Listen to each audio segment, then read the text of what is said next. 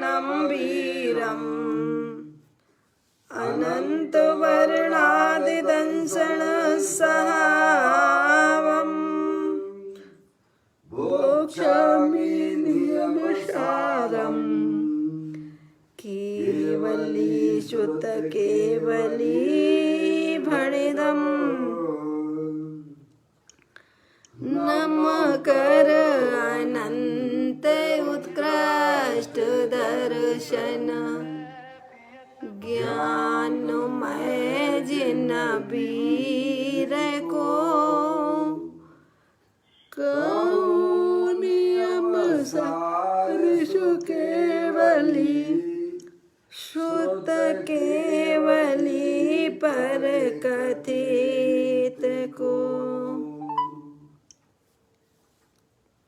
श्री नियम सार जी नामक परम आध्यात्मिक ग्रंथ स्वाध्याय हेतु में विराजमान है। आज से 2000 वर्ष पहले इस महान पवित्र ग्रंथ की रचना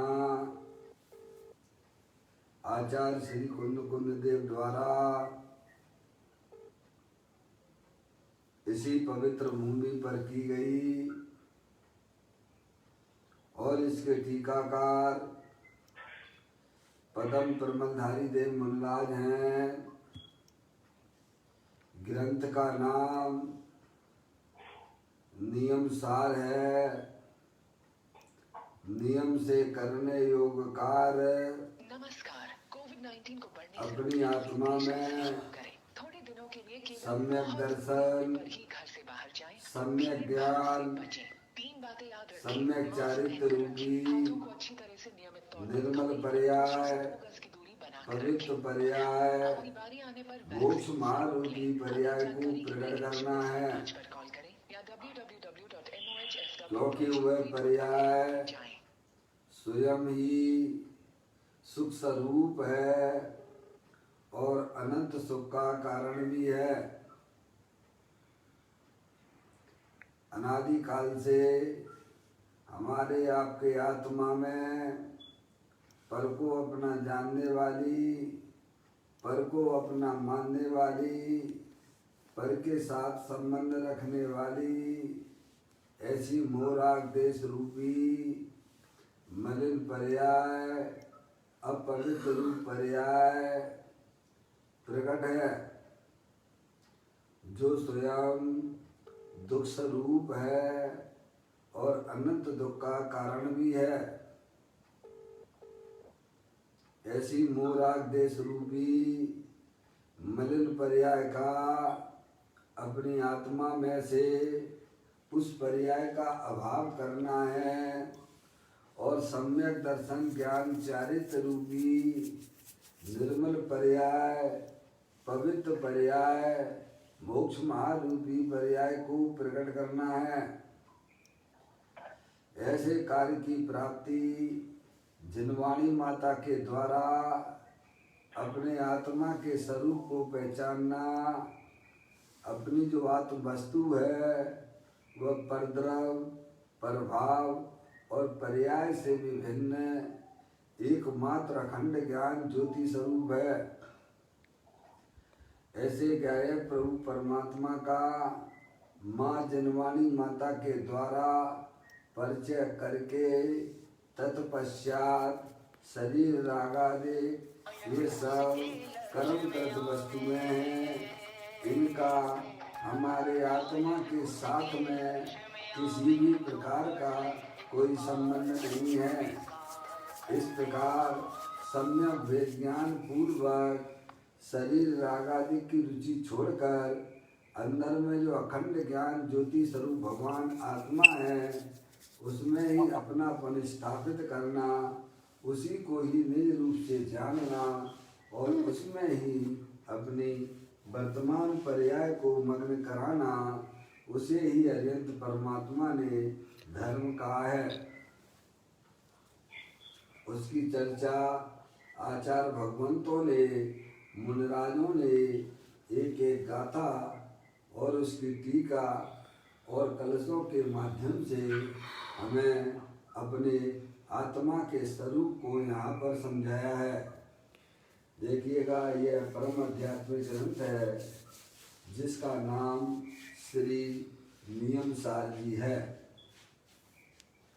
जिसके 7वें अधिकार की चर्चा हम और आप यहाँ पढ़ रहे हैं, जिसका नाम है परम आलोचना अधिकार, जिसके अंतर्गत कुछ कलशों की चर्चा यहाँ अंतिम अधिकार के अंतर्गत आई हैं, उसकी चर्चा यहाँ पन्ना पढ़ रहे हैं। कलश नंबर 176 निकाल दीजिए। 176 कलश।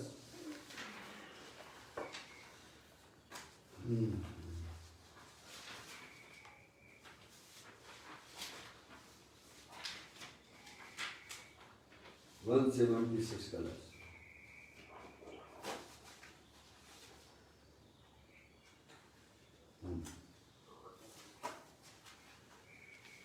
पाठ करते हैं कलश का।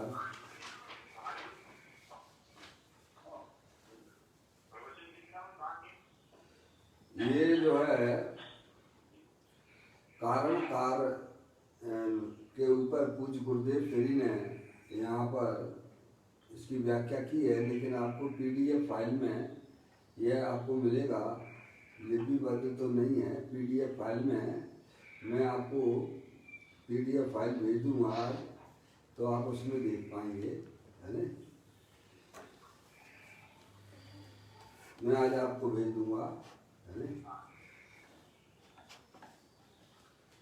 पाठ करता हूँ कलश का। सदा अनाकुल सहज तत्व तत्वों में जयवंत रहे, सुलभ निरंतर सदा प्रकाशित ज्ञानी को समतागर है। परम कलायुत विकसित और निज गुण से सदा प्रफुल्लित है, निज महिमा में लीन निरंतर सहज अवस्था प्रकटत है। बड़ी सुंदर चर्चा यहाँ पर पदम प्रमथधारी देव मुल्लाज अपने आत्मा की महिमा को बताते हुए इस कलश में बताते हैं। 8 पॉइंट इसमें आए हुए हैं कलश में। तो सबसे पहले कहती है, 9 तत्वों में एक सहज तत्व जयवंत है। 9 तत्व होते भैया, जीव अजीव, आश्रय बंध, संबंध, निजरा, मोक्ष। और आश्रम के 2 भेद हो जाते हैं, तो पुण्य पाप, है नहीं। हाँ, पदार्थ कहो या 9 तत्व कहो, एक ही बात है। समझा। तो 9 तत्वों में एक सहज तत्व ही जयवंत है, ऐसा आचार्य भगवान हमें यहाँ समझाने का प्रयत्न कर रहे हैं। 9 तत्व जो है वे पर्याय रूप हैं, जीव अजीव, आश्रव, बंध, संबंध, निजरा, मोक्ष और पुण्य पाप। ये पर्याय में होने वाले भाव हैं। जीव तत्व में एक समय की पर्याय, एक समय की जानन रूप पर्याय वह जीव तत्व है। और अजीव तत्व जो है, अजीब संबंधित ज्ञान जो हमारी आत्मा की पर्याय में होता है, उसे अजीब तत्व लिया है। और आश्रव, मोराग देश के परिणाम वे आश्रम है, और उनमें आत्मा का रुक जाना, ज्ञान का रुक जाना वह बंध तत्व है। और अपने आत्मा का आश्रय जो पर्याय लेती है वह संवर तत्व है, पवित्र पर्याय है। और उसमें जो शुद्धि की वृद्धि होती है वह निर्जरा है। और परिपूर्ण मोक्ष की प्राप्ति, परिपूर्ण निर्मल पर्याय की प्राप्ति वह मोक्ष तत्व है। तो ये सब जे 9 तत्व जो है ना, पुण्य पाप, शुभाशुभ भाव, वे सब जो है पर्याय में होने वाले भाव है। पर्याय एक समय मात्र की होती है, उत्पन्न विध्वंसी है। और पर्याय जिसकी है वह त्रिकालिक ध्रुव भगवान आत्मा, वह सदा काल में रहने वाला है। उसी को यहाँ पर जयवंत कहा गया। जयवंत यानी द्रव्य स्वभाव है, ना कभी उत्पन्न होता है और न कभी नाश को प्राप्त होता है, उसको यहाँ पर जयवंत कहा गया। नव तत्वों में, 9 तत्वों में एक सहज तत्व जयवंत है नहीं? हाँ, क्या? तो ये बताने का मतलब क्या है? नव तत्वों में, नव तत्व जो है वे उत्पन्न विध्वंसी हैं। तो प्रभु आचार्य भगवंत यही कहना चाहते हैं कि नव तत्वों की दृष्टि छोड़ो और जो है अंदर जो त्रिकालिक ध्रुव भगवान आत्मा है, जो सदा काल अपने ज्ञान आनंद शक्तियों से भरपूर है, ऐसे ज्ञायक प्रभु परमात्मा की दृष्टि करो। समझ में आया? ये बताने का मतलब ये है, ये अविनाशी तत्व है जो न कभी उत्पन्न होता है और न कभी नाश को प्राप्त होता है। ये बताने का मतलब ये है। समझ में आया? वही देखिए आप। तो कहते हैं 9 तत्वों में एक सहज तत्व जयवंत है। क्या? एक बात तो ये बताई कलश में, समझ में आया? और वह शुद्धात्म वस्तु कैसी है? तो कहते सदा अनाकुल है। समझे आप? आकुलता रहित, राग द्वेष के परिणाम भी तो आकुलता रूप है, लेकिन अपना भगवान आत्मा सदा हमेशा कैसा निराकुलता स्वरूप वाला है। समझ गए आप? तो क्या दूसरे नंबर की बात आई, सदा अनाकुल है। फिर तीसरे नंबर में कहा उन्होंने सदा सुलभ है। क्या? सभी जीवों के लिए वह आत्म वस्तु हमें सुलभ है। समझ गए आप? हाजरा हजूर भगवान 6। समझ गए आप? हर समय उपलब्ध है वो है, लेकिन अज्ञानी जीवों को उस सुलभ तत्व का अभ्यास न होने से, अनभ्यास के कारण से वह जो है उसके लिए दुर्लभ हो रहा है, कठिन हो रहा है। समझ गए? तो अभ्यास तो करना पड़ेगा ना भैया। क्या?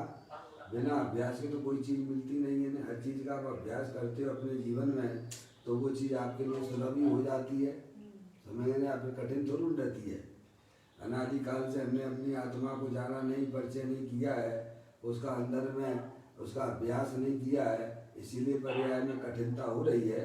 लेकिन अगर आप अभ्यास करोगे तो अवश्य वह चैतन्य वस्तु आप ही हो, आप स्वयं ही भगवान आत्मा हो, जानने देखने वाले हो। समझ गए? करत करत और अभ्यास से जड़मत हो सुजान, रस्सी आवत जात पर सिर पर पड़े निशान। समझ गए आप? तो यह कहते हैं कि वह चैतन्य वस्तु सदा सुलभ है। समझ गए आप? फिर उन्होंने कहा कि यह चैतन्य वस्तु कैसी है? शुद्धात्म वस्तु। तो कहते सदा प्रकाशमान है। कैसी है? सदा प्रकाशमान है। समझ गए? जैसे सूरज जो है हमेशा जो है प्रकाशमान रहता है कि नहीं रहता? अपने प्रकाश से। चाहे भले ही मुकेश भाई, चाहे वह सूरज जो है मान लो रात्रि में रात है, सूरज आपको दिखाई नहीं दे रहा है, पर सूरज का अस्तित्व तो है ना प्रभु, है? उसका अस्तित्व थोड़ा कहीं खत्म हो गया है नहीं? भले ही बादल आ गए हैं, पानी बरस रहा है, सूरज नहीं दिखाई दे रहा है। अरे नहीं दिखाई दे रहा है तो इसका मतलब ये नहीं है कि सूरज है ही नहीं है। तो सूरज सदा काल जिस प्रकार से आकाश में प्रकाशमान रहता है, ऐसे ही भगवान कहते हैं प्रत्येक आत्मा जो है सदा प्रकाशमान ही है, ज्ञान से प्रकाशित है। यार समझ रहे हैं आप? शरीर के अंदर वह चैतन्य वस्तु जो है सदा ज्ञान आनंद से प्रकाशमान ही है। ठीक है? आप भले ही उसको ना देखो, लेकिन वह अपने प्रकाश को, ज्ञान को कब छोड़ती है बताओ? अरे 24 घंटा आप जानने का काम करते हो कि नहीं करते हो? है? तो ऐसे कहते चैतन्य सूरज दे देवल में विराजमान है, वह सदा काल प्रकाशमान है, ज्ञान प्रकाश से हमेशा ज्ञान आनंद से प्रकाशित है। समझे? तो ये बात आई। ये चर्चा हम लोगों की चल चुकी है। आज हमारे साथ में बड़नगर के मुकेश भाई आज जुड़े हुए हैं, थोड़ा इसीलिए उनको थोड़ा सा वहाँ साथ में लेके इस बात को खुलासा किया जा रहा है थोड़ा सा। अरे ये सारी बातें हम लोगों की चल चुकी है। अब अंतिम चर्चा इस कदस में चलेगी है, फिर अपन उसको डिटेल में पढ़ेंगे। तो कहा कि सदा प्रकाशवंत है, अपनी जो चैतन्य वस्तु है वह दे देवन में अपने ज्ञान आनंद आदि स्वभाव को लिए हुए सदा प्रकाशित ही है। समझ गए आप? जैसे आचार्य कुंकुम देव ने श्री समय सारजी ग्रंथ के अंदर यह बात उन्होंने लिखी है 17वें 18वें नंबर की गाथा में आबाल गोपाल को अनुभूति स्वरूप भगवान आत्मा है, सदा सुलभ है। समझ गए नहीं आप?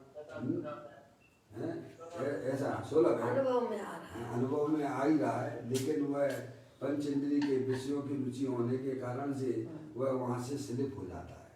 समझ में आया? अपने आत्मा की रुचि नहीं है ना, इसीलिए का ऐसा में पंच इंद्रिय के विषयों की रुचि है, शरीर आदि पर पदार्थों की रुचि है, तो वो का ऐसा में उसका लाभ उसे नहीं मिल पाता है। लेकिन जानने में तो आ ही रहा है ना। अगर आत्मा जानने वाला ना होता है तो भाई साहब ये पर पदार्थों की प्रसिद्धि कौन करता है? तो ये कहते हैं कि चौथा नंबर सदा प्रकाशवंत है।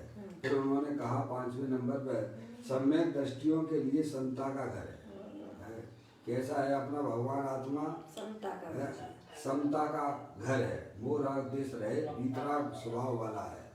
सम्यक दृष्टि जीवों के लिए तो सदा समता का घर है।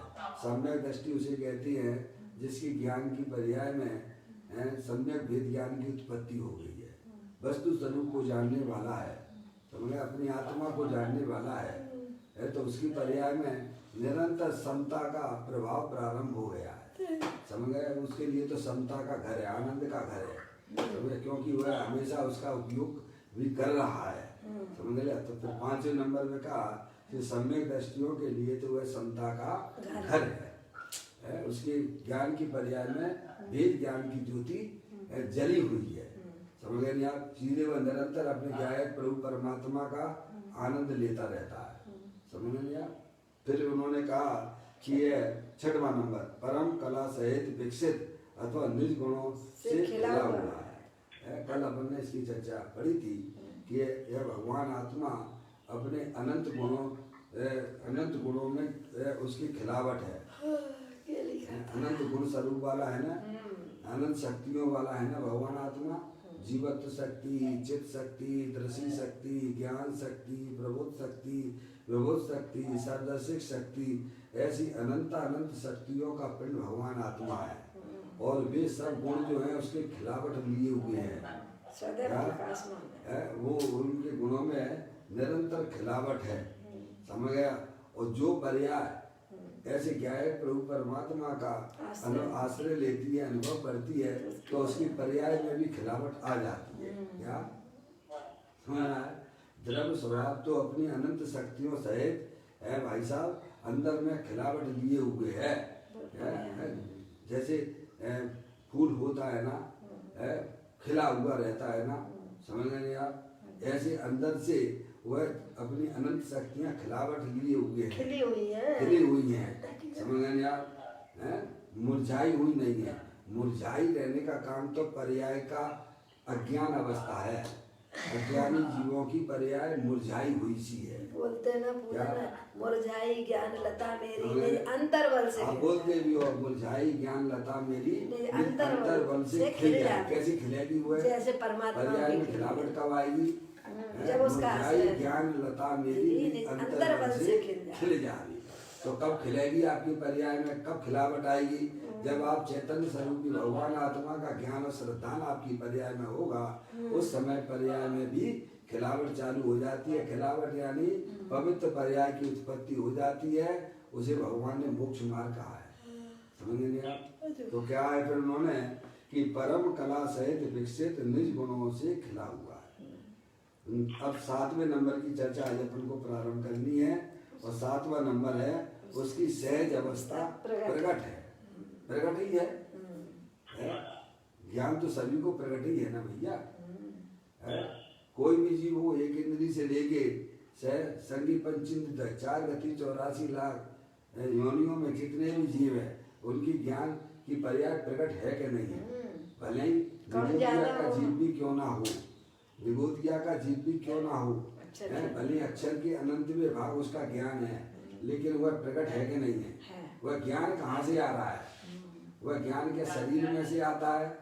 वह ज्ञान का 8 कर्मों का संयोग अनादि से क्या उसमें से आता है? वह ज्ञान जो है कैसा में क्या मोराग देश के परिणाम जो कि भाव कर्म है उसमें से आता है? क्या वह ज्ञान अंदर में जो ज्ञान स्वरूपी भगवान आता है उसमें से प्रकट हो रहा है? उसी में से बोला समझ लेना। आपके घर में जो प्रकाश आ रहा है, क्या वो प्रकाश क्या ऐसे पड़ोसी के घर में से आ रहा है क्या?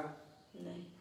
मुकेश भैया, आपके घर में जो प्रकाश आ रहा है, लाइट जल रही है, क्या वो पड़ोसी के घर में से आ रही है क्या? क्या वह दीवारों में से आ रहा है क्या प्रकाश? है वो अंदर जो इलेक्ट्रिक पावर हाउस गया है ना, उसमें से आ रहा है। किसमें से आ रहा है?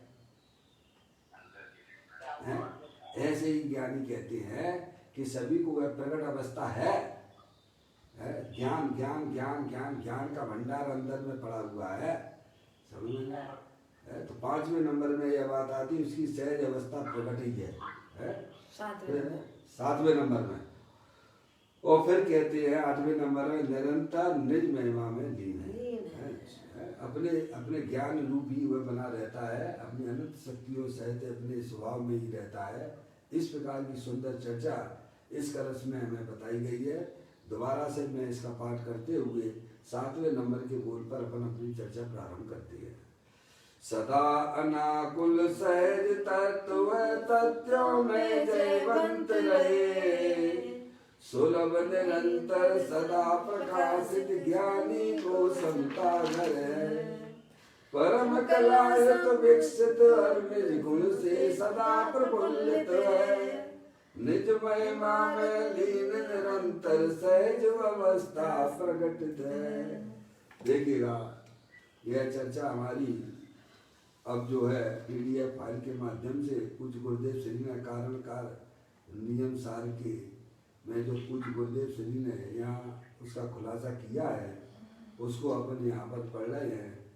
ये पेज नंबर है, कारण कार नियम में भाग 4 है, पेज नंबर 534वें नंबर का है, 534। इसमें कुछ चर्चा कल अपनी रह गई थी, यानी जो है परम कला विकसित प्रकट निज गुण से प्रफुल्लित है, यानी कुछ चर्चा थोड़ी सी रह गई थी, उसको आज थोड़ा सा बन लेते हुए आगे 7वें पॉइंट पर आएंगे अपन।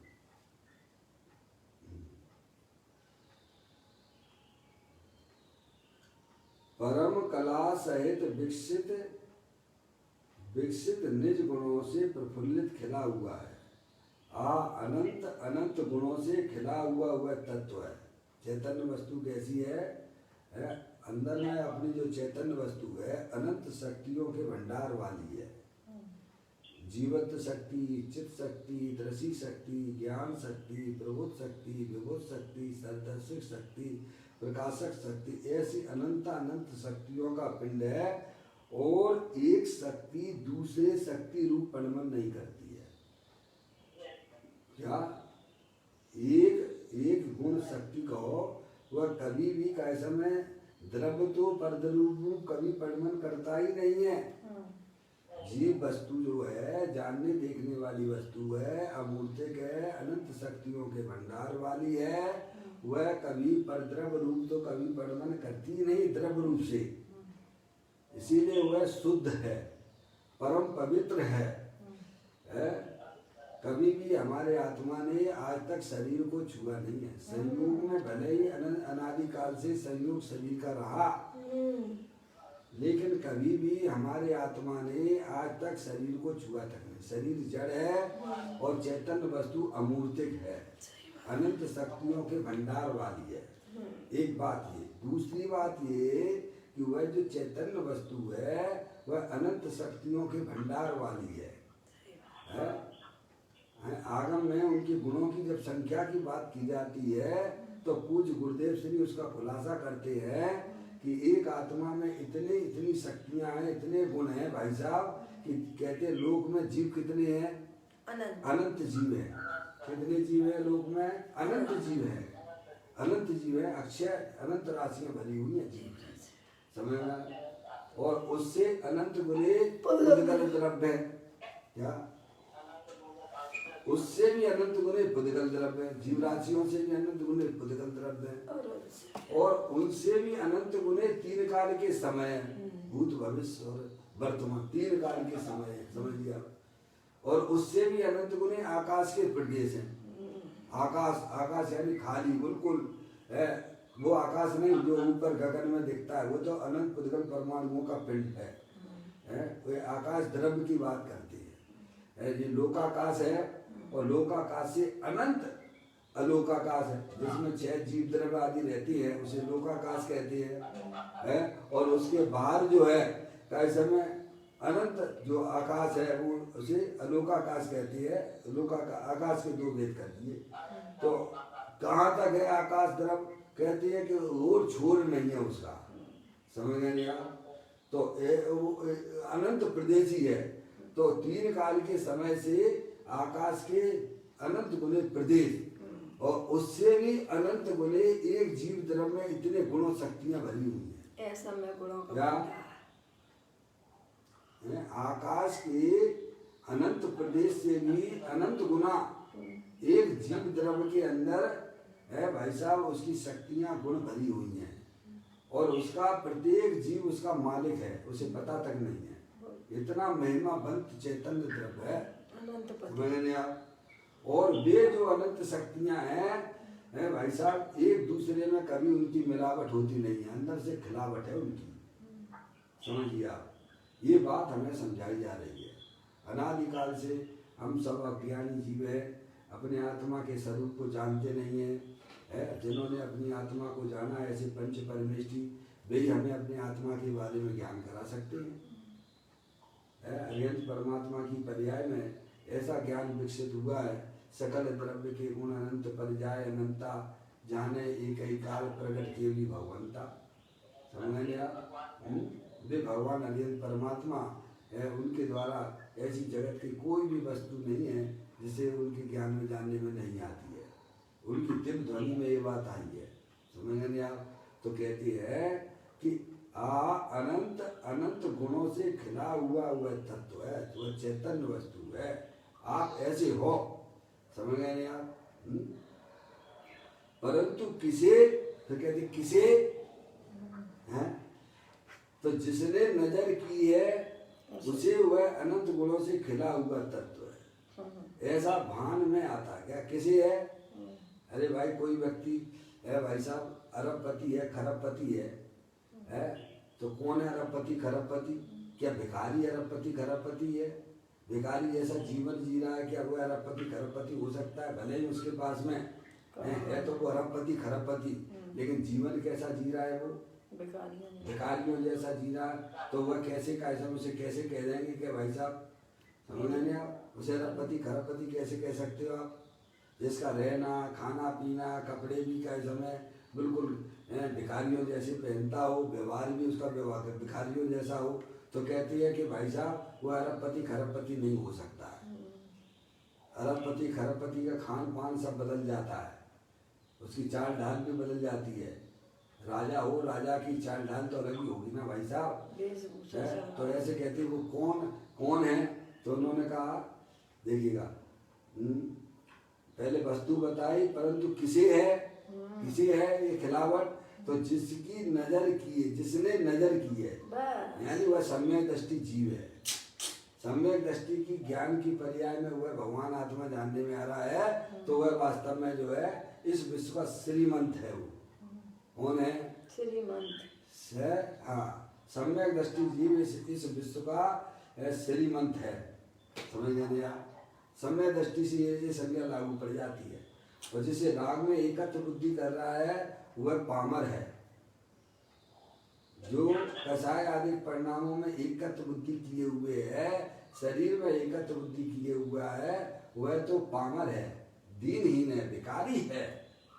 और जिसने अपनी आत्मा के साथ एकत्रपना स्थापित किया है वह इस विश्व का श्रीमंत है। उसके लिए वह चैतन्य वस्तु जो है ऐसा उसका वो आनंद ले रहा है। ऐसी सुंदर बात हमारे ग्रंथ के अंदर है भाई साहब, कभी हम देखते नहीं है, समझते नहीं है भाई साहब। ये तो हमारे महान पुण्य का उदय है कि भाई साहब ये बातें हमें आपको सुनने को पढ़ने को मिल रही हैं। अपनी चैतन्य वस्तु की हमें अपनी जानकारी हो रही है। अनादिकाल से तो मैं भटक ही रहा था। इस मनुष्य पर्याय का सही सदुपयोग करना भैया है। तो कहते हैं कि जिसने नजर की है, ऐसी चैतन्य वस्तु जिसे भाई साहब निमित्त रूप से पंच परमेष्टि होते हैं, ज्ञानी होते हैं। कैसा उन्होंने कैसा ये चीज बताई है और उसने अपने ज्ञान की पर्याय में निर्णय किया है, निर्णय नहीं किया है, अपने क्या है प्रभु परमात्मा को ज्ञान में बसाया भी है। जिसकी जिस नजर पड़ी है उसकी पर्याय में भी वह खिलावट निराकुलता स्वरूप वह उत्पत्ति हो जाती है। तो कहती है जिसने नजर की है उसे वह अनंत गुणों से खिला हुआ तत्व है। क्या वैसा उसके लिए खुला हुआ है। वैसे तो सभी जीव जो है स्वभाव से ही अनंत गुण वाले हैं, लेकिन वे पामर जैसा जिंदगी जी रहे हैं, शरीर को अपना माने हुए बैठे हुए हैं, राग में एकत्व बुद्धि स्थापित किए हुए हैं, उन्हें होने पर भी उसका लाभ नहीं ले रहे हैं, तो कहते वो जीव ही नहीं है। क्या है उसको अजीब की खाते हैं। समझ गए है तो प्रत्येक जीव स्वभाव से ही सिद्ध भगवान जैसा है। जितनी शक्तियां सिद्ध परमात्मा के पास में है उतनी की उतनी शक्तियां प्रत्येक जीव में विद्यमान है, पर उनकी उसे ज्ञान नहीं है, उसका श्रद्धान नहीं है, तो वो का ऐसा में जीव ही नहीं है, उसे जीव की संज्ञा में नहीं गिना है। वह तो अजीब जैसा जिंदगी जी रहा है। कैसा अजीब जैसा ही तो हो रहा है। और क्या है, क्योंकि अजीब को अपना माने बैठा हुआ, शरीर को अपना माने बैठा हुआ है। वैसा है उसकी जिंदगी कोई जिंदगी है, समझ गए? तो उसको अजीब कहा है।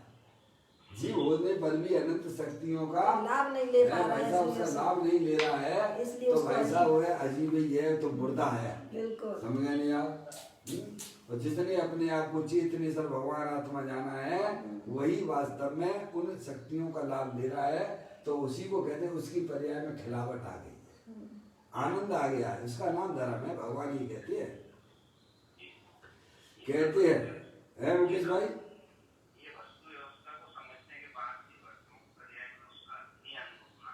जी हाँ बिल्कुल बिल्कुल। वस्तु व्यवस्था के हाँ देखिएगा, एक बार जो है वस्तु स्वरूप की जो प्रतीति हो गई है, भले ही उसकी पर्याय में फिर मिथ्यात्व आ भी जाते हैं। ध्यान रखिए मुकेश भाई, एक बार जिसने अपने आत्मा का अनुभव कर लिया है, लेकिन पुरुषार्थ की कमी के कारण से अगर वह पर्याय में दोबारा मिथ्यात्व भी आ जाए तो वह जीव अर्ध पुद्गल परावर्तन से ज्यादा इस संसार में नहीं रुक सकता है। जिसकी पर्याय में भाई साहब फिर का समय मिथ्यात आ जाए, वह जीव अब इस संसार में अर्ध पुद्गल परावर्तन से ज्यादा वह संसार में रुक नहीं सकता है। ये तो बिल्कुल एक पुरुषार्थहीनता वाली बातों की है। फिर वह कैसे में फिर बह जाए, लेकिन भाई साहब ये बहुत कम होता है। एक बार जिसने उस चैतन्य वस्तु का आनंद चख लिया है भाई साहब, फिर वह गिरता भी नहीं है, ऐसी बात भी है। गिरने वालों के नाम मत लो, गिरने वालों की संख्या कम है, याद मत करो। चढ़ने वालों की संख्या बहुत है। लपकी गाय गिलोदे खाए, दौड़ी दौड़ी महुआ तले आए, ऐसी बुंदेलखंड की कहावत है। एक बार गाय ने गुनौदे खा लिए ना, महुआ के पेड़ के नीचे गुनौदा लगता है ना, फल लगता है ना गुनौदे का, उसका फल उसने गैया ने एक बार वह गुनौदा खा लिया, वो फल खा लिया, तो भाई साहब उसका मालिक चाहे कितना भी उसे रोके, लेकिन दौड़ी दौड़ी उस फल को खाने के लिए आती है। ऐसे ही जिसने एक बार अपने आत्मा का आनंद ले लिया है, अपने पर्याय को उपद्रव प्रभाव और पर्याय से विमुख जिस जीव ने कर लिया है, जिसको चैतन्य भगवान आत्मा का आनंद मिल गया है, भाई साहब अब तो वह का समय गिरने वाला नहीं है, अब वह तो निरंतर वृद्धिता को प्राप्त होता ही चला जाएगा। मुझे एक बात बताइए, दूज का चंद्रमा होता है, एकम का चंद्रमा होता है, वो बढ़ता हुआ होता है कि भाई साहब घटता हुआ होगा? बढ़ता हुआ होता है। दूज का चंद्रमा है वो निरंतर हर समय अपनी एक एक समय की पर्याय में वह बढ़ता हुआ मिलेगा आपको, अब वो कम होने वाला नहीं है। ऐसे ही एक बार जिसने अपनी पर्याय को अंतर्मुखी उपयोग के द्वारा अपने चैतन्य स्वरूपी भगवान आत्मा का आश्रय ले लिया है, अब उसकी पर्याय में निरंतर विकास ही होने वाला है। समझ रहे आप? अब वह गिरने वाला नहीं है। ऐसी सुंदर सुंदर बातें हमारे ग्रंथों के अंदर सब लिखा पड़ी है। समय निकालिए भाई साहब, समय तो जा ही रहा है। समय का अपनी सदुपयोग। आत्मा का अगर ज्ञान हमें नहीं हुआ, हमने अपने आप को आत्मा रूप से स्वीकार ना किया, तो बताओ हम कहाँ जाएंगे? अनादिकाल से ऐसे ही तो भटक रहे हो ना भाई। तो कहते हैं जिसने नजर की कि मैं तो चेतनेश्वर भगवान आत्मा हूँ, उसकी पर्याय में तो ऐसा सारा जिसने आनंद अनुभव आता है। किया, उसकी पर्याय में भाई साहब खिलावट आ जाती है। ओह, पहले मुरझाई हुई थी, अब कैसी हो गई है?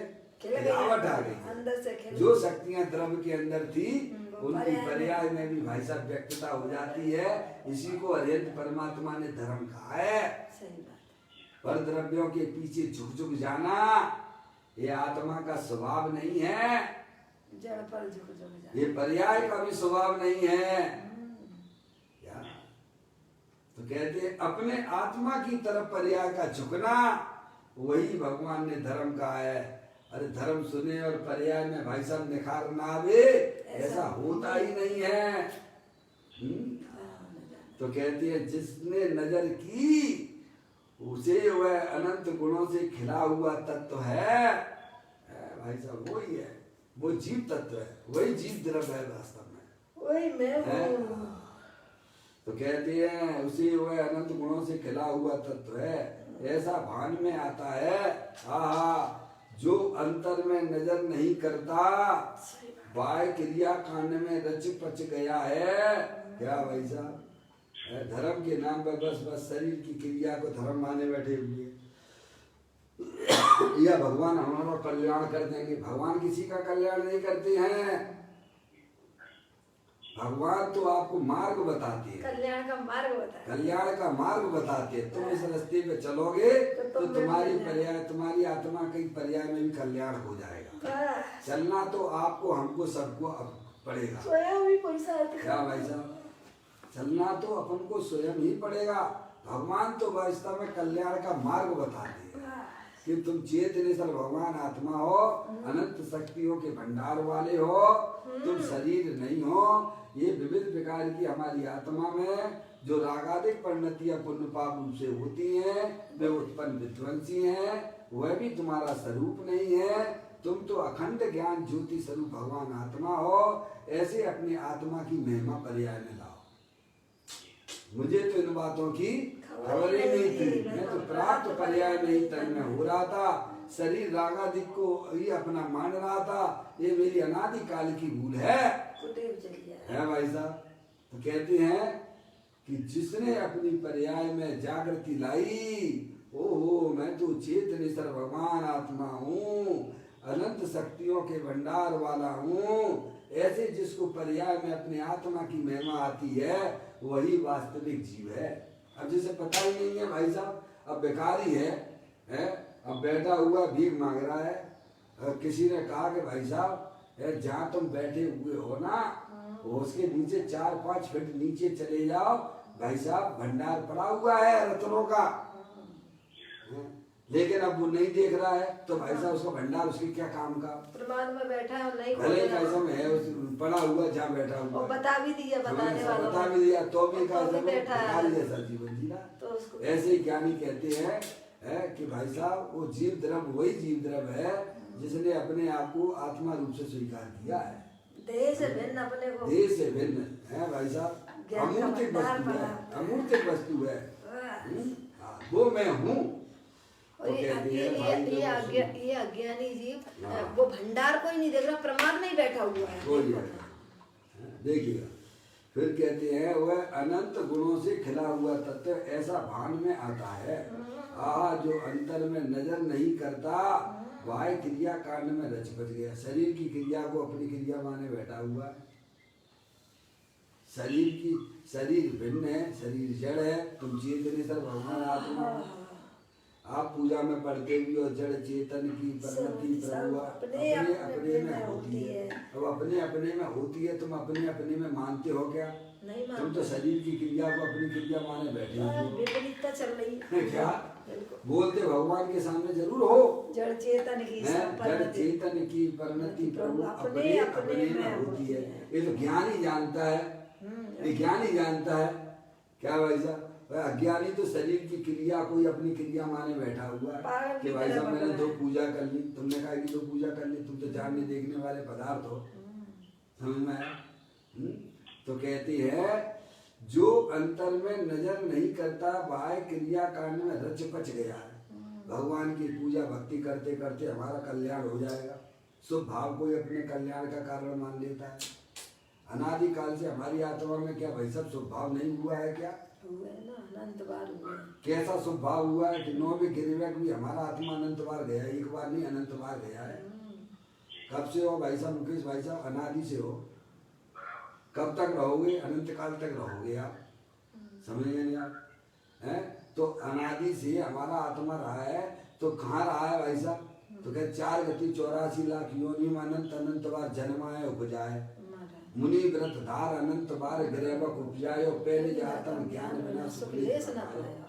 अनंत बार हमारा आत्मा भाई साहब 9वें गिरवे गया है। तो 9वें गिरवे गया तो पाप के परिणाम से गया है कि उसमें पुण्य के परिणाम से गया है? पुण्य की। बताइए आप। हैं अगर पुण्य के परिणाम से हमारा कल्याण होता तो भाई साहब हो जाता ना। फिर क्यों घूम रहे हो कोलू की बैल की तरह? वही के वही तो घूम रहे हो, चक्कर लगा रहे हैं। समझे? अपनी तो क्या नहीं कहते दृष्टि नहीं है हैं ना। कि वह पुण्य भाव जो है, शुभ भाव है, वह वास्तव में है वो कल्याण करने वाला नहीं है। पुण्य पाप के परिणाम ज्ञानी जीवों की पर्याय में भी पाप से बचने के लिए शुभ भाव होते जरूर है, लेकिन वे उससे धर्म नहीं मानते हैं। अरे आप रास्ते में जा रहे हो, दिल्ली आपने लक्ष्य निर्धारित कर लिया है, तो बीच के गांव शहर आएंगे ना भाई साहब, है उसमें कहाँ दिक्कत है? ऐसे ही जो इस अपने आत्मा को समझने के लिए जो जाता है भाई साहब, मैं तो कह रहा हूँ ये तो बीच में पुण्य के परिणाम तो आते ही है ना। लेकिन हम पुण्य के पीछे पुण्य को ही धर्म मान के बैठ जाएं तो ये तो तुम्हारी भूल है, ये तो तुम्हारी भूल है। मैं तो बारंबार आपसे कहता हूँ जितना पुण्य आपको भगवान पर परमात्मा की भक्ति पूजा से आप करते हो, उससे ज्यादा आप अपनी आत्मा को जानने के लिए अंतर्मुखी उपयोग करोगे। अभी भले ही आत्मा की प्राप्ति नहीं भी हुई है पर्याय में, लेकिन भाई साहब उससे ज्यादा पुण्य की प्राप्ति वही हो जाती है। अंतर्मुखी उपयोग के द्वारा जो अपने गायक परमात्मा का पुरुषार्थ करते हैं, पुण्य तो उसके पीछे पीछे भागता है, पुण्य उसके पीछे पीछे भागता है। अज्ञानी पुण्य के पीछे भागता है। अज्ञानी पुण्य के पीछे भागता है। देखो क्या गजब का है मुकेश भाई।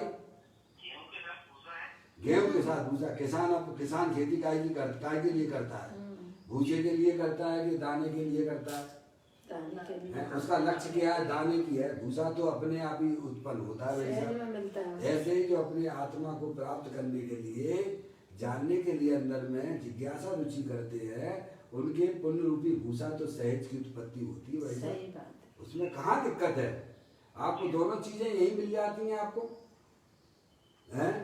आप अपनी आत्मा को जानने के लिए अनादि काल से जो तुमने काम नहीं किया है, रहे तो तुम आत्मा ही हो, नहीं किया है तो क्या तुम आत्मा नहीं रहे हो? क्या आत्मा ही रहे और आत्मा ही रहूंगा। आत्मा ही हो, आत्मा ही थे और आत्मा ही रहने वाले। तो क्यों ना इस मनुष्य पर्याय में फाइल को निपटा दिया जाए, आत्मा का स्वरूप जान के उसका लाभ लिया जाए। जब मैं आत्मा हूँ, आत्मा था, आत्मा ही रहूंगा, तो क्यों ना इस पर्याय मनुष्य पर्याय में जो हमको समय मिला है अपनी आत्मा को समझने में लगा दो भाई साहब। है श्रीमद राजचंद्र जी कहते हैं तूने अनंत काल जो है शरीर के खातिर निकाला है, और एक पर्याय जो तेरे को मनुष्य पर्याय मिली है कि आत्मा में लगा देगा तो ये सौदा बहुत सस्ता है। अनंत काल ये सौदा बहुत सस्ता है। ये पर्याय तो अपने आत्मा को जानकर आत्मा के आनंद लेने के लिए है। समझ में आया? तो क्या बोलिए मुकेश भाई, बोलिए दोबारा से थोड़ा आप बोलेंगे, मैं आपकी आवाज को बराबर नहीं सुन पा रहा हूँ। हाँ, पर की तरफ झुकना ये पर्याय का स्वभाव भी नहीं है, वो तो पर्याय का विभाग है। वो क्या है? वो पर्याय का स्वभाव कहाँ है? पर्याय का स्वभाव तो ऐसा है, देखो सिद्ध भगवान क्या कर रहे हैं, अपनी तरफ झुक रहे हैं कि दूसरे की तरफ झुक रहे हैं? और जो दूसरे की तरफ पर्याय झुकती है वो पर्याय का स्वभाव नहीं है, वो पर्याय का विभाव है। वो पर्याय का विभाव तो है ही, स्वभाव जो है पर्याय का विभाव है।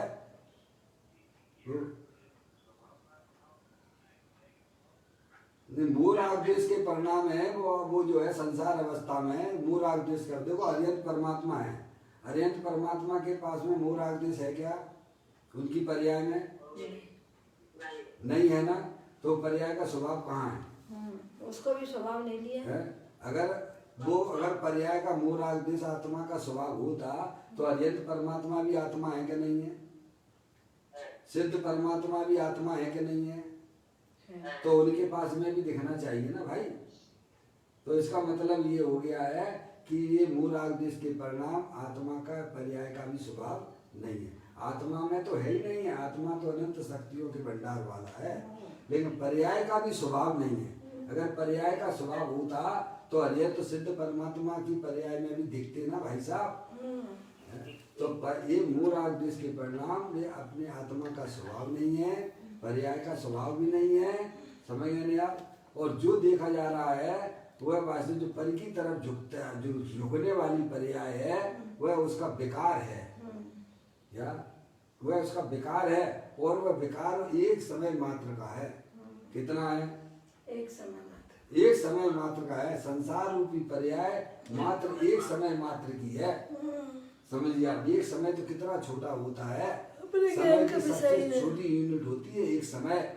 समय बताइए आप। तो यहाँ इतनी बात बताई जा रही है कि जो अंतर में नजर नहीं करता है, अपने को ज्ञायक रूप से स्वीकार नहीं करता, वह क्रियाकांड में रच पच गया है। क्या रच पच गया है? समझ गए? उसे वह चीज गुण का विकास, वह चीज उसे यानी अज्ञानी जीव को वह चीज यानी वस्तु, चैतन्य वस्तु, गुण का विकास, खिली हुई दशा उसे नहीं होती है। क्या उसकी पर्याय बंजर जैसी हो रही है। जो पर्याय अपने ज्ञायक रूप परमात्मा को स्वीकार नहीं करती है, उसकी पर्याय तो बंजर जैसी हो रही है अज्ञानी जीव की। परमात्मा प्रकाश ऐसा परमात्मा प्रकाश जी आदि ग्रंथों के अंदर ये बात आई है। अज्ञानी जीव का हृदय बंजर जैसा हो गया है। समझ नहीं आप? कहते हैं उसे वह चीज गुण का विकास, खिली हुई दशा उसे नहीं होती, उसे राग और विकारी दशा होती है। क्या होती है? राग और विकारी दशा है। उसे उसकी पर्याय में पवित्र निर्मल दशा की उत्पत्ति नहीं हो रही है। अरे उत्पत्ति तो पर्याय में जब होगी जब पवित्र वस्तु का वह अवलंबन लेगी, आश्रय लेगी। अनंत काल हो गया, हमारी पर्याय में पवित्रता क्यों प्रकट नहीं हुई? तो द्रव्य स्वभाव तो तीनों काल पवित्र है ना। द्रव्य स्वभाव में कहाँ मिलावट आ रही है बताइए आप? क्या आत्मा शरीर में घुस गया कि शरीर आत्मा में घुस गया भैया? है फिर वहाँ द्रव्य स्वभाव में तो कोई मिलावट है नहीं है। समझे? आपने जबरदस्ती मिला रहे हो, तो मिलाने से क्या मिल जाएगा? क्या हम भले ही अपने शरीर को अपना मानते रहे तो क्या अपना हो जाएगा? अरे जो अपना चेतन वस्तु उसमें अपना मानो। ज्ञानी कहती है तुम भले ही चाहे भाई साहब स्त्री को अपनी मानो, लड़के लड़कियों को अपना मानो, दुकान को अपना मानो, वे तुम्हारी है क्या? क्या हो जाएंगी तुम्हारी? क्या हो ही नहीं रहे? क्या उनको लेके भी जाओगे तुम? क्या तुम भूल से अज्ञान दशा है तुम्हारी ये एक अपना चैतन्येश्वर भगवान आत्मा जो सदा काल आपके साथ में रहता है, वही मेरा है। उसको पहचानिए, ज्ञानी ये कहते हैं, और उसमें ही अपनापन स्थापित कीजिए। समझ में आप? तो कहती है कि उसे वह चीज गुण का विकास यानी चैतन्य वस्तु खिली हुई दशा उसे नहीं होती है। अज्ञानी जीवों की पर्याय में भाई साहब खिलावट नहीं हो पाती है, उसको उसके आत्मा का लाभ उसे नहीं मिल रहा है, इसीलिए वह अज्ञानी है, संसार में परिभ्रमण करने वाला है। उसे राग और विकारी दशा होती है। जो शरीर को अपना माने बैठा हुआ है, इच्छाओं को अपना माने बैठा हुआ है, रागादिक परिणामों में जिसकी एकत्र बुद्धि चल रही है, उसकी पर्याय में तो मूल राग देश के परिणाम ही चलते रहेंगे। अगर जन्म मरण का अभाव करना है तो वेद ज्ञान की ज्योति अंदर में जलाइए। वस्तु स्वरूप का सच्चा ज्ञान कीजिए, हैं? मिलावट मत कीजिए। वस्तु स्वरूप में तो मिलावट नहीं हो रही है, वस्तु स्वरूप में कहीं मिलावट नहीं हो रही, कभी होगी भी नहीं। क्या निज को निज पर को पर जान, फिर दुख का नहीं नीच निशान, ऐसा आप बोलते हो भक्ति में, हैं? निज को निज पर को पर जान, फिर दुख का नहीं नीच निशान। तो निज को निज यानी अनंत शक्तियां जो अपने आत्मा के अंदर विराजमान है, वे बस मेरी हैं, मैं एक शुद्ध सदा अरूपी ज्ञान द्रगुण यथार्थ से, कुछ अन्य वो मेरा नहीं, परमाणु मात्र नहीं है। ऐसा आचार्य कुंद देव ने समय साल जी के 38वें नंबर की गाथा में भी ये बात लिखी है। मैं कौन हूँ? मैं एक शुद्ध सदा अरूपी ज्ञान द्रगुण यथार्थ से, कुछ अन्य वो मेरा नहीं, परमाणु मात्र नहीं है। ऐसी हमारे अंदर पर्याय में पहले हो भाव से नग्न, और फिर हो द्रव्य से नग्न, और फिर होता है भावलिंग। ये है हर चीज का जो क्रम है। पहले भाव से नग्न तो हो नहीं रहे हो, भावों में तो चल रहा भाई साहब, ये दुकान मेरी है, रुपया पैसा मेरा है, स्त्री मेरी है, यार दोस्त मेरे हैं, ये मेरे लिए 24 घंटा खड़े रहते हैं। मूर्ख, इस कोरोना के काल में ऐसी बहकी बातें ना करना है। ये कोरोना इसीलिए आया, वस्तु स्वरूप का ज्ञान कराने के लिए आया है। तेरा बारी पर पदार्थ कुछ भी नहीं है, लड़का तेरे नहीं है, लड़की तेरे नहीं है, स्त्री तेरी नहीं है। समझ में आया? अभी भी जागृति लाओ कि तेरा तो चेतनेश्वर भगवान आत्मा है, अनंत शक्तियों के भंडार वाला है। उसको जान के उसमें अपनापन स्थापित करना।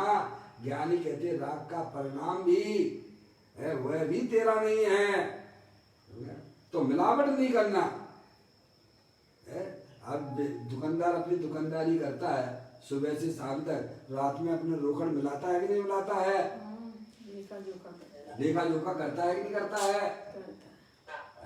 कि भाई साहब आज कितना माल बिका, कितना कैसा प्रॉफिट हुआ, किससे लेना देना है, वो डेली की डेली निपटाता है रात में बैठ के पापा है। और ना निपटाए तो फिर दूसरे दिन फिर वही, फिर तीसरे दिन फिर वही। तो डेली के डेली भाई साहब निपटाते जाओ ना, फिर काय की दिक्कत, काय का टेंशन। ऐसे ही ज्ञानी जीव भी हर पर्याय में भाई साहब जो है भेद ज्ञान की ज्योति उसकी चल रही है। वह शरीर राग आदि को अपना नहीं जानता, अपना नहीं मानता, हर समय खतौनी करता रहता है।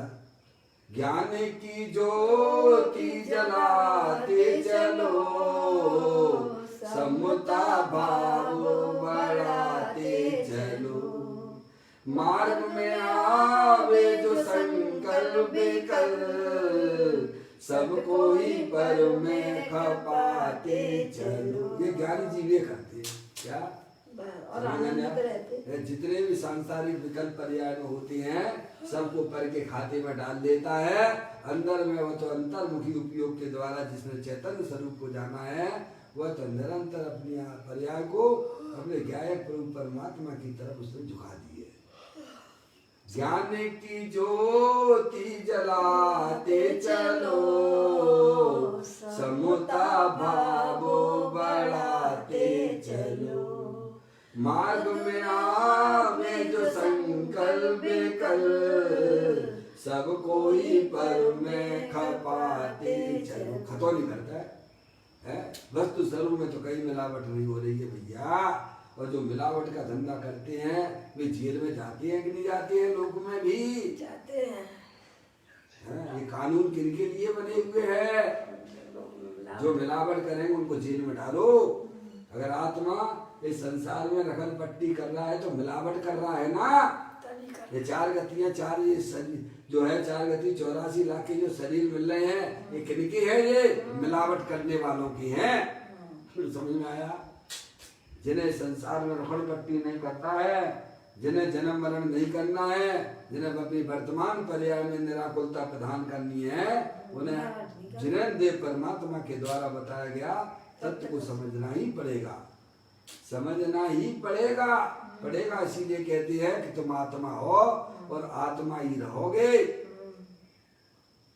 क्यों ना अपनी समझदारी का परिचय देते हो? जो अपनी वस्तु है उसमें अपनापन स्थापित करो, उसी को निज रूप से स्वीकार करो, है? फिर ये सब शरीर वरीर मिलना खत्म हो जाएगा, ये रगड़ पट्टी खत्म हो जाएगी आपकी, है? उसका आत्मा उसको मिल गया भाई साहब, है? उसका आनंद उसकी पर्याय में आ गया। और क्या चाहिए? जो तुम चाहते थे बाहर में पंच इंद्रिय के विषयों में सुख चाहते थे, वो तो भाई साहब आपकी आत्मा में मिल गया, क्योंकि सुख स्वरूपी भगवान आत्मा तो सदा काल विद्यमान है ना।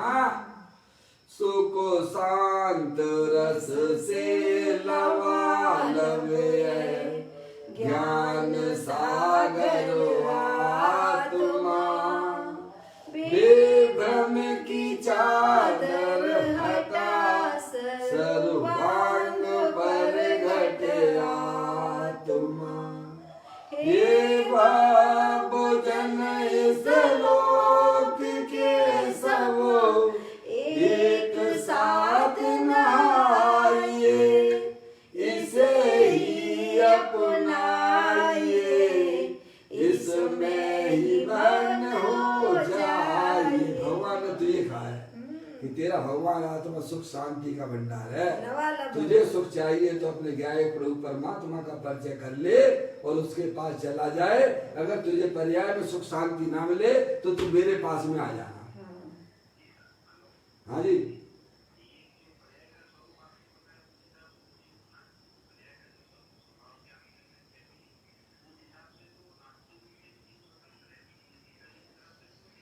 हाँ बिल्कुल टेंशन नहीं है। क्या पर्याय भी स्वतंत्र है। बहुत ही सुंदर सुंदर बात हमारे ग्रंथ के अंदर विद्यमान है मुकेश भैया, है? राग का परिणाम भी स्व काल में उत्पन्न होता चला जाता है, वह भी स्वतंत्र है, उसका भी करने धरने वाला आत्मा तो है नहीं। अरे कर्म के कारण से भी वह आत्मा में राग अधिक नहीं होते हैं, ये गजब की बात है।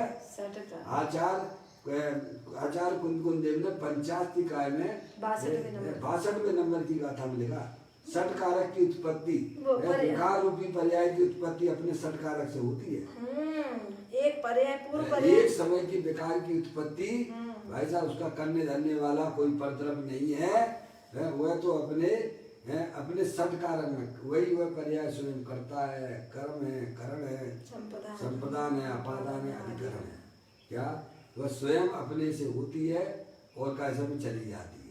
अब आपको काय की तकलीफ है भाई साहब? अन्य तो है ही नहीं, पर पूर्व पर्याय सच्चा ज्ञान कीजिए भाई साहब। बड़ी सुंदर सुंदर बात है हमारे ग्रंथों के अंदर है भाई साहब, आप उन्हें समझने का प्रयत्न कीजिए, क्योंकि इसके समझे बिना हमारी आत्मा का कभी भी पर्याय में निराकुलता की उत्पत्ति नहीं होती है। मिलावट ना कीजिए। देखो आपकी गाथाएं तो हैं संवर अधिकार में मुकेश भैया, है संवर अधिकार में यह बात आती है कि नहीं आती है? प्रारंभ में ही आती है। उपयोग में उपयोग को उपयोग नहीं क्रोध आदि में, है क्रोध क्रोध विषय निश्चय, क्रोध नहीं उपयोग में, उपयोग है नहीं अष्टविध कर्म कर्म में, एक कर्म कर्म भी कुछ है नहीं उपयोग में। ये तो वस्तु स्वरूप है। फिर कहते हैं अंतिम 183 नंबर की गाथा में, ऐसा अविपरीत, अविपरीत यानी सच्चा ज्ञान, ऐसा अविपरीत ज्ञान जब ही प्रकटता है जीव को, तब अन्न नहीं कुछ भाव है उपयोग शुद्धात्मा करे। क्या ऐसी स्वतंत्रता है कि रागादिक परिणतियां वे स्वयं भी कैसे राग में है, उपयोग उपयोग में है, और कर्म कर्म में है, शरीर शरीर में है। ऐसा सच्चा ज्ञान जिस जीव को प्रकट हो जाता है फिर क्या करता है उसकी वर्तमान पर्याय शुद्धात्मा का अवलंबन लेती है। ऐसे अपनी पर्याय को फ्री करना सीखो भाई। वेद ज्ञान की ज्योति न थी क्या कर सकती थी ये ज्वाला ज्ञान कहो अज्ञान कहो तो तुमको भी दीप दिखा डाला। देखो बड़ी सुंदर बात है भाई। कहते हैं जो अंतर में नजर नहीं करता बाह्य क्रिया करने में रच पच गया है, आहा उसे वह चीज गुण का विकास खिली हुई दशा उसे नहीं होती, उसे राग और विकारी दशा होती है। एक कलश में कितना भरा हुआ है, क्या समझ। अभी हमारा 6-7 दिन से चल रहा है मुकेश भाई, यही कलश चल रहा है, एक ही चल रहा है। कितना है, कितना माल भरा हुआ है। अरे खाओ खावत नहीं आवावे क्या, आप बनावे आप ही खावे और खावत नहीं है। समझ नहीं। अज्ञानी जीवों को सब समय पास ही नहीं हो रहा है। अब क्या करें, घर में अकेले बैठे हुए तो कुछ नहीं टीवी खोल लिया, कुछ नहीं मोबाइल ही चलाने में लगे हुए हैं भाई साहब, कुछ नहीं बस खाने पीने में मस्त हो रहे हैं। कहाँ समय की बर्बादी कर रहे हो भाई। ज्ञानी कहते हैं कि भाई साहब मेरे पास समय कम पड़ रहा है। ज्ञानी कहते हैं हमारे लिए तो भाई साहब समय कम पड़ रहा है, आत्मा का आनंद लेने में इतना मशहूर हो रहा हूँ मैं कि भाई साहब सूरज अस्त होता है मस्त हो जाता है, उसकी पर्याय ऐसी मस्त हो जाती है कि अब ना तो कुछ कमाने का विकल्प और ना कोई भाई साहब खाने का ना खिलाने का, कुछ नहीं है। सूरज अस्त तो जैनी मस्त हो जाता है, अपनी छत पे चला जाता है, चौके छक्के लगाता है। मस्तों की दुनिया क्या समझ में आया भैया। ऐसी चैतन्य वस्तु दे देवल में विराजमान है भैया। कहते हैं उसे वह चीज गुण का विकास खिली हुई दशा उसे नहीं होती अज्ञानी जी को, क्योंकि उसे अपने आत्मा की खबर नहीं है। उसे राग और विकारी दशा होती है। क्या, क्योंकि शरीर में जिसका अपनापन स्थापित है तो उसकी पर्याय में तो भाई साहब राग ही राग चलता रहता है। राग ही राग, राग ही राग, राग ही राग। नो राग देश के परिणाम, नो राग देश के जहाँ पर्याय में उत्पत्ति हो रही है वो तो पर्याय दुख रूप है भाई साहब, उसमें जरा कुलता नहीं होती है। आप भेद ज्ञान करिए बस, राग होता है चला जाता है, हमारी आत्मा में कुछ भी फर्क नहीं पड़ता है। वह तो चैतन्य वस्तु, बस एक ज्ञान को आगे रखिए, अपने स्वभाव को आगे रखिए। ये शरीर राग आदि के सब जो कर्मकृत वस्तुएं हैं ये कोई स्थायी वस्तु नहीं है। 166वें नंबर के कलश में इसमें पूर्व में पढ़ के आए थे, पदम प्रमल धाई देव मनराज ने कहा है कि ये शरीर कोई स्थायी वस्तु नहीं है।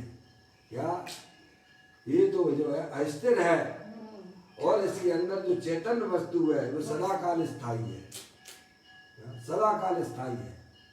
समझ आप, ये अनंत पुद्गल परमाणु शरीर के हर समय आ रहे हैं और जा रहे हैं, हर समय आ रहे हैं और जा रहे हैं। शरीर का तो ऐसा ही स्वभाव है भाई साहब। और तुम जानने देखने वाले पदार्थ न कहीं आती हो न कहीं जाती हो, अविनाशी रूप से तीनों खा जाती हो। राग परिणाम भी ये आने जाने वाला है, तो स्थायी वस्तु की दृष्टि करो ना, ये हमें बताते हैं। कहते हैं उसे राग और विकारी दशा होती है, किसको, अज्ञानी जीव को, क्योंकि उसकी दृष्टि अपने गायक प्रभु परमात्मा के ऊपर नहीं है, वो अपने आप को शरीर माने हुए है। समझेगा, एक कलश में कितना भरा है, ये बात हमें आज समझाई है। देखिएगा आज अपन चूँकि मुकेश भाई थोड़ा आज उनका पहला दिन था, इसीलिए थोड़ा पुरानी बातें याद करते हुए अपन ने उन बोलों को पढ़ा है। अभी अपना समय हो गया है चालू करने से पहले, तो कल अपना से चालू करेंगे, कल अपनी चर्चा होगी।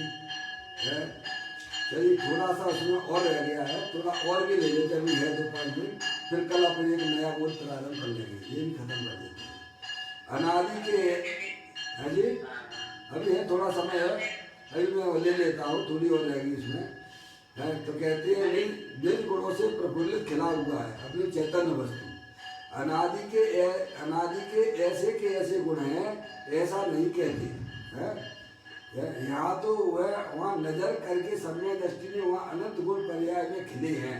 हाँ, ये नहीं कहा कैसा मैं, दृष्टि नहीं की है इसीलिए पर्याय में विकसित नहीं हो रहे हैं। क्या, पर्याय में खिलावट कैसे हो, तो कहते हैं स्वभाव को जान, स्वभाव में तो खिलावट है ही है, लेकिन भजन कहाँ दिया गया है कि पर्याय में खिलावट कैसे हो, तो कहते हैं उसमें दृष्टि दोगे तो पर्याय में खिलावट आ जाएगी। क्या इस बात पर वजन दिया गया है। यहाँ गुरुदेव श्री कहते हैं अनादि के ऐसे गुण हैं, ऐसा नहीं कहते। यहाँ तो वहाँ नजर करके सम्यक दृष्टि ने वह अनंत गुण पर्याय में खिले हैं, सम्यक दृष्टि के है। आज जैसे कमल खिलता है वैसे भगवान आत्मा अनंत गुण का सागर, उसका जो आदर सागर जहाँ आदर किया है, और राग तथा पर्याय में आदर कहाँ जहाँ छूट जाता है, पर्याय का आदर करना छोड़ दे, राग का आदर करना छोड़ देती है पर्याय, अपने त्रिकालिक ध्रुव भगवान आत्मा का आदर करती है, उसे धर्म होता है। धर्म के गुण खिले हुए होते हैं, इसका नाम धर्म है। पर्याय में भाई साहब आपका बदलाव ना आवे, पर्याय में निराकुलता की उत्पत्ति ना हो, उसे भगवान धर्म कहते ही नहीं है। समझ लेंगे आप, धर्म उसे कहते हैं जो पर्याय में निराकुलता की उत्पत्ति हो, उसे ही भगवान ने धर्म कहा है। धर्म के गुण खिले हुए होते हैं, वे गुण खिले हुए होते हैं, अतः धर्म है। किस प्रकार की बात है, ऐसा धर्म कहाँ से निकाला बाबू, भगवान का अनादि का यह है, ये तो अनादि का धर्म है, वस्तु स्वरूप ही ऐसी है। निकाला क्या होता है, कोई सोनगढ़ वालों ने निकाला है क्या, ये तो वस्तु स्वरूप ही ऐसी, उन्होंने वस्तु स्वरूप को और हाईलाइट किया, बता दिया। सारी बातें हमारी ग्रंथ के अंदर विद्यमान थी, पर हमें उनकी नजर ही नहीं थी। समझ गया, ये तो पूज्य गुरुदेव श्री का हमारे ऊपर यही सबसे बड़ा उपकार है कि उन्होंने हमको ग्रंथ पढ़ना सिखा दिया। ग्रंथ तो हमारे यहाँ थे ही पहले से, कहते कोई सोनगढ़ वालों ने किया, ये तो अनादि का ही है, ये तो वस्तु स्वरूप ही है, भगवान का अनादि का है, ये है भगवान का अनादि का है। समझे, संप्रदाय में यह करो, परंतु यहाँ कहते हैं कि करना वह ज्ञान के स्वरूप में है ही नहीं है, तो जानने देखने वाला पदार्थ वस्तु है। करना ये आत्मा की स्वरूप में ही नहीं है, वह तो जानने देखने वाला है। जानने देखने वाले को करना सौंपने में जानने देखने वाला तत्व नहीं रहता है। एक म्यान में दो तलवारें नहीं रह सकती। चेतन और संसार, समझ गया, तुम कैसा में जानने वाला भी हो, करने वाला भी।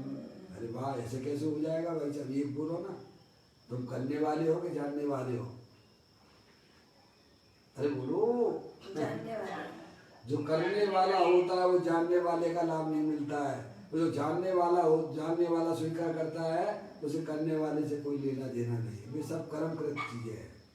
क्या कहते हैं वह ज्ञान के स्वरूप में है ही नहीं है, वह तो जानने देखने वाला है। जानने देखने वाले को करना सौंपने में जानने देखने वाला तत्व नहीं रहता। उसे करूं, यह करूं, दया पालूं, ऐसे उसे भाव। वह चैतन्य मूर्ति अनंत खिली हुई दशा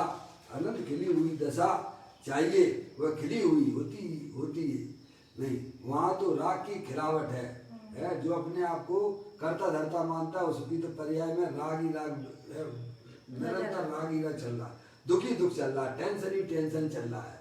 जो अपने आप को ज्ञाता रूप से स्वीकार नहीं करता है, करने धरने वाला मानता है, उसकी पर्याय में निरंतर कर्तव्य बुद्धि चल रही है, राग बह रहा है। ऐसा उपदेश है, सोनगढ़ शब्द दिया, प्रभु तू ऐसा है। अर्यंत को बीतरागता प्रकट होती है, केवल ज्ञान प्रकट होता है, वह पूर्ण ज्ञान प्रकट होता है। वह कहाँ से आता है, बोलो कहाँ से आता है? पूर्ण तत्व क्या है? कहीं बाहर से आता है। भगवान ने जो अनंत चतुष्टय प्रकट किया है, केवल ज्ञान प्रकट हुआ है, उनकी पर्याय हुआ है कि नहीं हुआ है? अरे अर्यंत भगवान को मानते हो कि नहीं मानते हो? सिद्ध भगवान को मानते हो कि नहीं मानते हो? तो किसे कहते हैं अर्यंत भगवान? बोलिए, निस्वरूप के साधन के द्वारा अनंत चतुष्टय जिन्होंने अपनी पर्याय में प्रकट किया है, उन्हें ही तो अर्यंत भगवान कहते हैं ना भैया। तो वो पर्याय अनंत चतुष्टय की काय में से आई है, अपने स्वभाव में से आई है ना। अगर दूध में घी ना हो तो आपको मार्केट में घी मिल सकता है मुकेश भैया? तो अस्तित्व तो उस दूध के अंदर मानना पड़ेगा ना। तो यही तो भगवान कह रहे हैं कि अनंत भगवान को जो अनंत चतुष्टय प्रकट हुआ है, अनंत ज्ञान प्रकट हुआ है, अनंत दर्शन प्रकट हुआ है, अनंत सुख प्रकट हुआ है, वो किसमें से आया है? तो कहते स्वभाव में से आया है। देखो कहते हैं अरियंत को वितरागता प्रकट होती है, केवल ज्ञान प्रकट होता है, पूर्ण ज्ञान प्रकट होता है। वह कहाँ से आता है? कहीं बाहर से आता है? होवे उसमें से आता है ना। प्राप्त की प्राप्ति है, अंदर होवे तो आता है ना।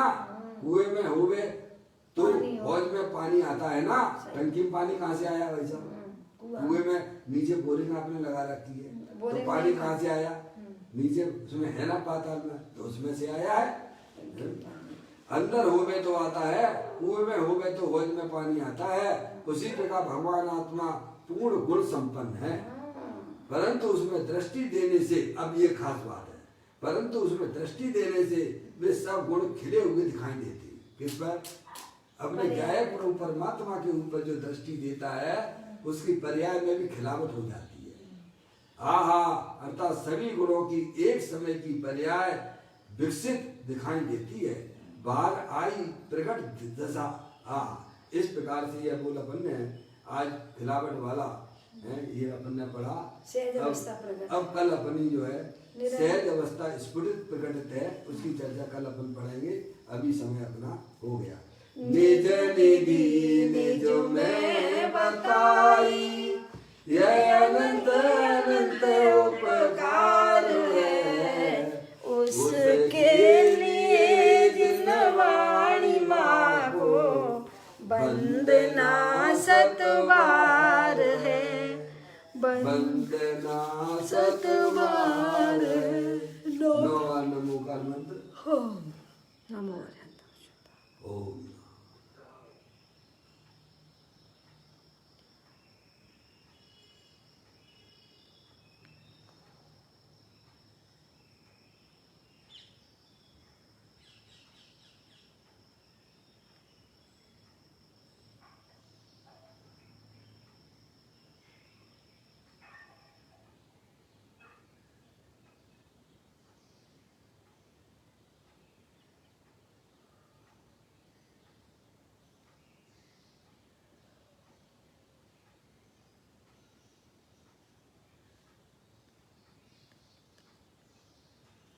गुरु ध्वत्सांग जन्मणि माता की जय। महाजय।